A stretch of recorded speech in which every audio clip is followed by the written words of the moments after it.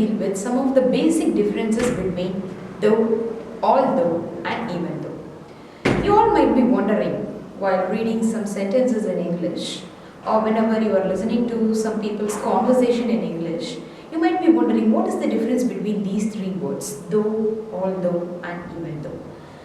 The usage of all three words and the meaning behind these three words are more or less the same. There is no vast difference in it. Based on the sentence construction and the situation in which you are using the words, the meaning may differ at times. So that's why these three words seems to be a confusing one for all of us. So first let's deal with the first word, although.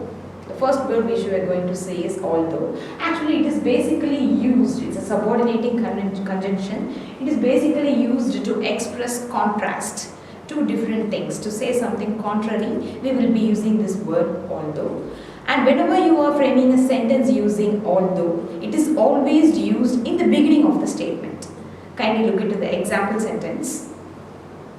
Although she has a degree in arts, she works as a scavenger. Although she has a degree in arts, she works as a scavenger. So that particular girl is actually a graduate. She has been graduated in arts, but still she is working as a scavenger. So here you are just stressing upon the point. In spite of going to college and getting a degree, that particular student works as a scavenger. So that's why here we have combined this idea using the word although.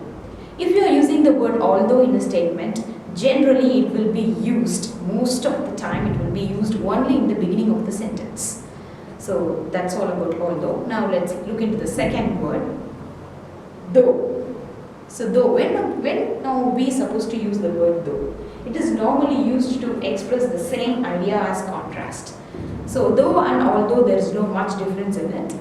But I will explain with the example sentence. So by then you will be able to understand the minute difference between the though and although.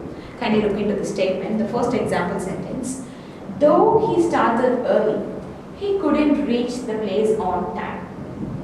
Though he started early, he couldn't reach the place on time. Of course, he started early from the place where he is residing, but due to rain or some other issues, he couldn't reach the place on time. So here you were just speaking about the punctuality and the duty conscious of the person. He had started early, but in spite of some unfavorable circumstances, he couldn't reach on time. So that's what the meaning where you are stressing about. Here the word though is used in the beginning of the sentence. Now let's look into the second example sentence. I want to buy some medicines. I want to buy some medicines. I don't have any money though. I want to buy some medicines. One statement. And the second statement is, but I don't have any money though. So here the word though, it does the job of but. So instead of using but, here he have used the word though in the statement. So what the particular person is saying, can you look into the sentence once again? I want to buy some medicines. The person wants to buy some medicines, but he doesn't have enough money. So instead of using but, what he is saying is, I don't have enough money, comma, though. So it means that instead of using the word but, here you are using the word though.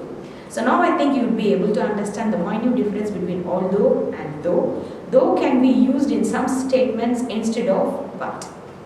And the final word, even though. When are we supposed to use even though and what is the usage of it? So kindly look into the third one, even though. It is more emphatic than though and although. So compared to though and although, even though is more emphatic. You want to stress more on the idea that you are trying to convey. Yes, then you can use even though. Even though is more emphatic when compared to though and although. Kindly look into the example. Even though he is a good speaker, he cannot impress the audience. Of course, he is a good speaker.